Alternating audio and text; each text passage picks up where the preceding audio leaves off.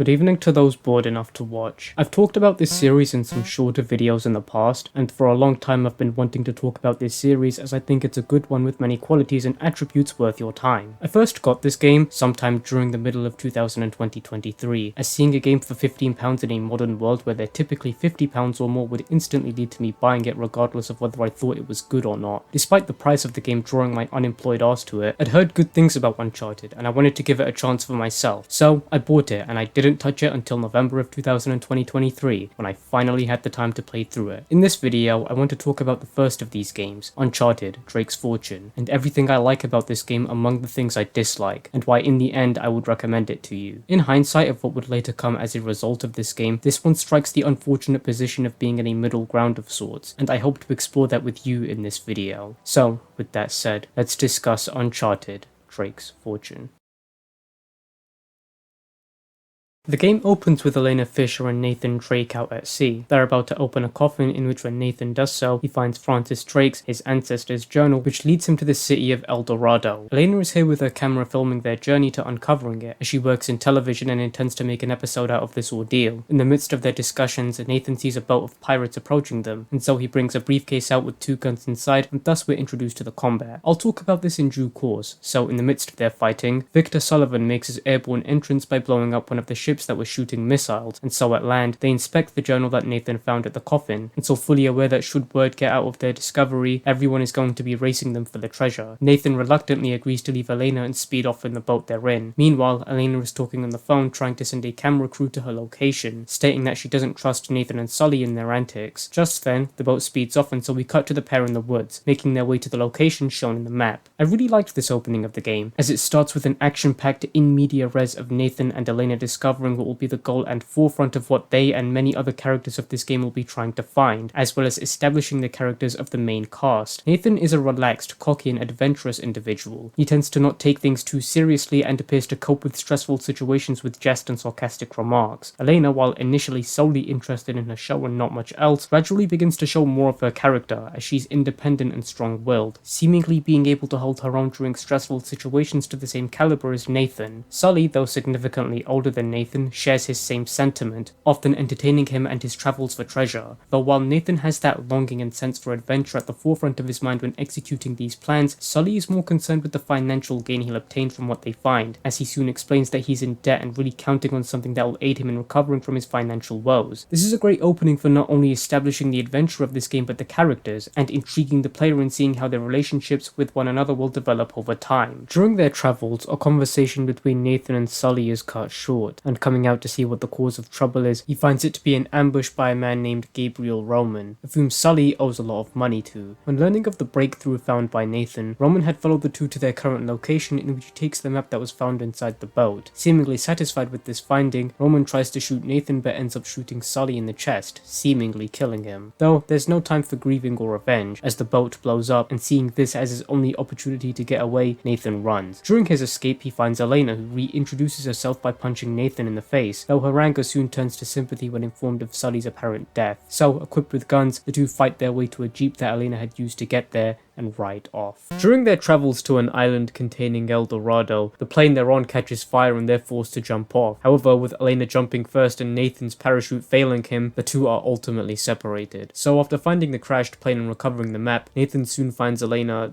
vlogging while they're both being hunted down. Unbeknownst to her, she's about to be attacked, and in trying to protect her from afar, Nathan soon finds himself unconscious and awoken inside of a prison cell. Elena's here, and she's going to get him out of there soon. So, while she goes to execute her plan, Eddie Roger enters the room with the map and demands that Nathan aids him in finding El Dorado, promising to let him and Elena live if he does. During the midst of their negotiations, the war breaks apart, and revealing herself to be the one behind it is Elena. Nathan politely takes the map back and jumps into the car, and it's here that we enter a section of the game where we shoot enemies from the gun inside of the car. You can shoot bombs at them if they get too close, but if you do, then you need to wait a while before you can shoot again. I liked this section. It's a nice way of breaking up the normal gameplay with something just as fun and adrenaline pumping. Eventually, the two find themselves cornered. With Eddie trying to get the map from them, Nathan reverses the car, plunging him and Elena into the water below. After fighting through more of Eddie's men, Elena shows Nathan a possible clue as to where the treasure may be, in which it appears as though he's more interested in trying to leave. Elena wants to continue to search for it, but alas the two decide to argue later as they need to travel in that direction regardless. It's here that I want to talk about the combat of this game. I feel rather conflicted about it, as your opinion on it will be dependent on how you played the game. See, Uncharted is a third-person shooter. There are a lot of ways to play through this game, and it takes a lot of experimentation to fully uncover how you prefer to play it. Do you prefer to use the cover around you to your advantage and strategically take out enemies, or do you prefer to place more emphasis on running around like a madman shooting down enemies? The game pushes for the first, but the second isn't a wrong way to play through the game. I personally used a mixture of both during my playthrough, as there were some areas where I had to utilize the areas around me, whereas in other situations I felt more comfortable just killing everything around me. I like that this game gives you that choice on how you want to approach the game. There's a lot of variety in the multitude of playstyles. The problem comes with the difficulty balancing of the game, especially on harder difficulties. I personally made the mistake of playing on hard mode for the first time when I'd initially played through this game, and it was a slog to play through. Playing it on the hard difficulty for the purpose of this video fully helped me understand why. See, this game requires experimentation. You as the player would want to find out how you want to play the game. It gives you the necessary tools to discover and pursue how you feel most comfortable playing. Hard difficulty discourages this sentiment, forcing you to play with the same strategies, discouraging experimentation as you die over and over if you try something different. When I was playing through harder difficulties, I couldn't help but feel a sense of dread every time a combat section arrived, and I enjoyed the story and overall game less as a result. The pacing of the game slows to a crawl and makes the story less cohesive and less enjoyable, as you're less likely to enjoy it when you're dying over and over. It's when I switched to playing on the easy difficulty where I actually began to enjoy the game, where I felt challenged, engaged, and encouraged to try new things with the gameplay and play in the way that I felt most comfortable. On harder difficulties, using melee combat is a death sentence as it leaves you open to attacks and enemies kill you much more easily. On easy difficulty, I actually felt as though using melee combat was actually useful in some situations. I actually felt as though I could freely use a mixture of different ways to play the game dependent on the situation, while never feeling as though the game was too easy, as it did challenge me in some areas. If you're going to play through this game, save yourself from the hard difficulty. Don't compromise on your own enjoyment of this game by using it. Should you play on hard mode, it will feel like a slog. You'll enjoy the story less, and you'll spend more time dying than actually understanding it and everything happening within. And you'll enjoy the gameplay less as a result. I highly recommend you play through this game on the easy difficulty or normal if you're looking for a better challenge, as the hard mode is extremely unfair in a lot of areas. It doesn't do anything aside from lowering your health and increasing enemies' attack damage, with nothing to accommodate those changes to make it feel like a fair test of the player's skill and knowledge of the game. This is the section of the game where I want to talk about these boating sections. During them, you're tasked with traversing through bodies of water and shooting down enemies whenever they arise. Additionally, you need to clear a path through these explosive barrels, as colliding with them will cause you to take heavy amounts of damage. I personally really disliked these sections of the game, as traversing through the bodies of water was fine in my opinion, but the added depth of having to shoot not only enemies but the barrels too just made it a big inconvenience. I want to enjoy this new method of moving around, but instead I have to stop every few seconds to shoot incoming enemies and barrels, which just broke the pacing and immersion in my opinion. I understand that there needed to be some sort of threat as to not make them stale to play through, but I wish it would have been incorporated better to suit the new movement of being within a boat, as opposed to having to stop every once in a while to shoot enemies and barrels alike. With that aside, the pair eventually find an old journal which shows a statue assumed to be El Dorado, as earlier in the story Nathan and Sully had found out El Dorado wasn't a city of gold, it was actually a golden statue. Additionally, Nathan shows his ring to Elena, explaining that he inherited it from Francis Drake. As we'll see in a future game though, he's got an unusual definition of inheritance. When at the boat they were going to use to get off the island, Elena arrives and shows Nathan a video she captured of Sully, revealing that he's alive and well, speculating that he might be working with them, and though Nathan is firm in his faith in Sully's character, the two decide to head to the monastery in hopes of finding out whose side he's on for themselves. During their travels, Elena loses her camera whilst being saved from falling off a bridge, but alas the two eventually find themselves nearing the monastery. It's here that I want to talk talk about the controls of this game and how, in my opinion, they felt incredibly sluggish to use and oftentimes impeded my gameplay. See, this game gives you the opportunity to use your surroundings as cover, but when in crowded areas, the game doesn't know whether you're trying to roll out of harm's way and freely move around or trying to take cover, so the game just snaps you to taking cover behind the closest wall, often making me feel as though I was spending majority of my gunfights fighting the controls rather than the enemies. This can make situations where I want to freely run and gun through enemies difficult, as trying to utilize the dodging mechanic will see you automatically taking cover behind a wall and taking damage because said wall is still in the range of the enemy's attack. Additionally, the game has sections where you'd find yourself platforming through areas to break up the combat sections, in which I personally enjoyed them to an extent, but the downsides to the controls once again rears its head. For example, jumping in this game locks you onto the direction you jumped in, making it difficult to change direction both during and after the jump. This can cause a lot of accidental deaths, as sometimes you will find yourself accidentally jumping off a cliff or landing successfully but dying anyway because of this rolling animation that plays when landing, which can lead to Nathan just rolling off a cliff anyway. There are so many times where the controls impeded my gameplay, both in and out of combat. Speaking of which, this issue is escalated further when the game decides to throw snipers at you which can kill you within an instant shot, which only goes to show why this is such a big issue. The only way to properly dodge them is to roll out of the way, allowing for you to dodge not only them but other enemies that are closer to you. If the game just randomly snaps you to a wall, then you're left exposed to the enemies around you, leading to death regardless. With that aside, the two find Sully small talking with one of the guards, in which after taking them all out, he explains that the journal Nathan had given to him had taken the bullet and miraculously saved him from being shot, as the bullet didn't hit him. Ever since then, he's been falsely leading Roman and his men, in which they're currently at the other side of the monastery chasing a red herring he sent them on. For now, suspecting that the treasure is in the very monastery they're standing in, they decide to look around for the room they're currently in. This is a section of the game where they introduce these puzzle sections, in which I think that in this game, they're fine and serve their intended purpose quite well. They're thought-provoking, and they really encourage the player to cognitively think out the solutions to the puzzles. I do think that some of these puzzles get worse in future games, but I'll save that discussion for a future video. For now, the trio eventually find a secret passage, in which Nathan decides to go inside alone to see what's within. I want to briefly take a moment to appreciate how this game keeps the player speculating as to what will happen next in the story with Sully, as up until this moment the player had presumed him to be dead, to then speculating that he may be working with Roman to now, where we find that all is well and good. During repeat playthroughs, I know it's a red herring by the game to keep players speculating, and to an extent dramatically ironic, as we know that Sully is alive when he's presumed to have been killed by Roman and that he's not actually working with him, but during my first playthrough I really did think that there was an upcoming betrayal involving him, and I appreciate that the game does this, even if such a thing ends with him remaining by Nathan's side. One thing that I want to take the time to appreciate in this game is the concept of conservation in your resources. For example, in the game there's a lot of guns that you can use by killing enemies, such as the pistol and the AK-47 and a multitude of others. Enemies also drop ammos and other resources for your guns, which is something that I really appreciated about the game, as in my opinion it adds a lot more depth to the game. It encourages you to think about how you want to approach the given situations more, as you need to consider how much ammo you have, and whether you can really afford to go on an extensive rampage through the arenas. I also really like the level of intensity it adds as well, and there are a lot of times where you will find yourself quickly trying to find a solution to situations where you run out of ammo during a gunfight, and you either need to switch to melee or try to find a way to an enemy's corpse to take their ammo. I found this really fun and adrenaline pumping, and I did appreciate that it encouraged me to take these factors into consideration before deciding how I wanted to approach the game. However, another thing I want to appreciate is how this doesn't compromise the preferred playstyle, as you can still choose to rampage regardless, but doing so runs the risk of you dying, but at the same time there is a possibility that you can walk out of that rampage alive with more ammo than you walked into it with. It really is something truly interesting and fun, and those are things that I truly appreciate about this game's combat, despite my issues with it. With that aside, Nathan overhears a conversation between Roman and Eddie, as the latter tries to voice his concerns with there being some sort of curse on the island that they're currently on. Roman is skeptical of these claims, and with Nathan still roaming freely and the island being subject to his antics, he fires Eddie, in which he subsequently leaves, cursing as he does so. The trio eventually meet up again before being separated when Elena sets up a trap, leaving Sully to go back to the library they were once in while Nathan and Elena try to find a way out. During their travels, they find Eddie and his men, with whom the duo fight before finding the skeleton of Francis Drake. He never found the treasure, he seemingly died trying to find it. Nathan takes off the ring he'd been wearing around his neck and places it on the corpse, as the two continue trying to find a way out. I really liked this moment of the game, as it shows a more somber and sentimental side of Nathan's character, especially throughout the game he'd been joking and sarcastic throughout the journey, often with some kind of threat looming looming over him. Here, there's no threat, just the somber realization that there may have been a possibility that this was once again just a wild, directionless chase for something that the man he looked up to and valued as an inspiration never found. It's a short, sweet, and somber moment, and though we'll find out later that there is more to this than originally meets the eye, I really like how the game takes this moment to present this side of Nathan's character more, as it's something that, while well done here, is further expanded upon in future games. For now, Elena discovers a way out, but needs to lower a rope so that Nathan can climb up there. During as such, she runs into Eddie, who's more concerned with the animalistic creatures who've been terrorizing Eddie's men. So, while Elena tries to send the rope down which is now stuck, Eddie and Nathan try to hold them back as much as they can. This new enemy type is one we'll be seeing mostly throughout the rest of the game, in which is something that requires a new approach, as unlike normal enemies, melee attacks won't do much against them and will definitely lead to you taking damage. Speaking of, they also do more damage than regular enemies and in my experience can kill you in around 2 hits. I think that is an interesting way of adding variety to the combat, and I really like how the game capitalizes on this unique moment of the story to pair Eddie and Nathan together for this moment of the game, as the two fight alongside one another, which in my opinion contributes towards making Eddie a likable character. Throughout the game, he was mostly presented as a villain before we slowly begin to see that he was just as screwed over by Gabriel Roman as Sully and Nathan were. However, the two were on different sides, forced to fight against one another rather than alongside one another. This gradual and somewhat subtle reveal makes the player somewhat sympathize with Eddie, not liking him as he's still a villain of the game but more understanding of his position. The task of solidifying that understanding of his character is left to this moment here, in which he dies trying to fight off a monster which then bites and ultimately kills him. We're then left to fight alone before Elena finally manages to lower that rope, and so the two find themselves in a bunker. They discover through a map that the treasure was indeed found, and they were right on top of it. They need to get back to the surface, though the power seems to be dysfunctional, and so while Elena stays behind, Nathan journeys to the generator room to turn it on. During his wander, he finds a room with a tape projecting onto the wall showcasing a man in some sort of demonic trance, with a note signed from Francis Drake. In it, he explains that the treasure of El Dorado was cursed, and such a thing had infected the inhabitants of the island. The Spaniards of whom came to hunt for El Dorado never left. In fact, the monsters we've been fighting during our stay in these bunkers are those very descendants, cursed by the treasure and finally being put out of their misery by the present hunters' hands. Francis Drake, knowing of this curse, decided that no ship should leave that island, destroying them all and ensuring that the treasure can't be taken from within. So, with that, Nathan turns off the projector and makes his way out of these underground ruins. On the other side of the bunker, he finds that Gabriel Roman and Navarro have Elena hostage. They found El Dorado and they plan to keep her in their grasps to ensure that Nathan and Sully don't try to do anything. So, they all walk away, in which we're now tasked with fighting through all of Roman's men as well as the descendants simultaneously. I really liked this challenge, and I enjoyed the combination and added variety to the gameplay once again. After meeting up with Sully, himself and Nathan open a path to El Dorado and find Gabriel Roman, Navarro, and Elena in front of the statue. His men hold the two at gunpoint as they attempt to uncover the true treasure within the statue. However, Navarro knows something that Roman doesn't, and when the latter opens up the vault, he's met with the curse within. He turns violent and demonic and races towards Navarro, who shoots Roman in the head before he can get any closer. Navarro's plan all along was to find the statue and get it off the island, hoping to make some profit from whoever he deems to be the right buyer. As his men get the statue airborne, Nathan fights through the descendant-ridden room while Sully covers him from above. This last section of the game is a challenging one, despite being very brief. While Sully says he's covering Nathan, it doesn't really help much when there are multiple enemies storming you at once. Additionally, things never seen prior to this are randomly introduced to this last section of the game, such as jumping into the water below, instantly killing you and forcing you to take the crowded stairs, with the descendants being hard to kill due to having such little space to move around in. As we'll see though, this finale only gets worse in terms of gameplay in my opinion. Nathan makes it to the statue just in time for him to jump on it, and flies alongside it as it dangles from the helicopter. As one of Navarro's men sees him, he alerts the man himself, in which during their attempts to get Nathan off the statue, Elena kicks one of the men off, of whom accidentally shoots the pilot. This leaves Navarro to crash the plane on the boat below, and with Elena unconscious, Nathan and Navarro are left to stand against one another. I feel as though this is a very climactic moment of the game, as throughout this journey, Navarro and Gabriel have been racing Sully and Nathan to get to El Dorado, and now that they both know the truth of what's really in that statue, they oppose one another's ideals, as one seeks to ensure it never harms another person while another doesn't care what happens to others as long as he gets his profit.